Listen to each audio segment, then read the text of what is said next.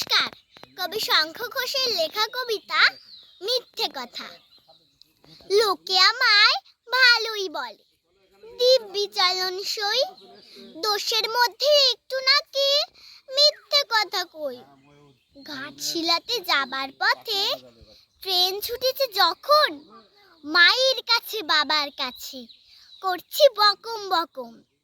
হঠাৎ দেখে মাঠের মধ্যে চলন্ত সব গাছের এক এক রকম ভঙ্গি ফোটে, এক এক রকম নাচে। ও মা, দেখো নৃত্যনাট্য। যেই বলেছে আমি, মা বকে দেয়, বড্ড তোমার বেড়েছে ফাজলামি। চিড়িয়াখানার নাম জানো তো? আমার সেজো মেশর আদর করে দেখিয়েছিলেন পশুরাজের কিশোর।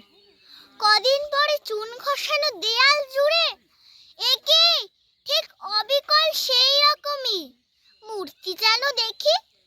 ক্লাসের মধ্যে যেই বলেছি সুরঞ্জনার কাছে, জানিস আমার ঘরের মধ্যে সিংহ বাঁধা আছে, শুনতে পেয়ে দিদিমণি অমনি বলেন, শোনো, এসব কথা আবার যেন না শুনি কখনো।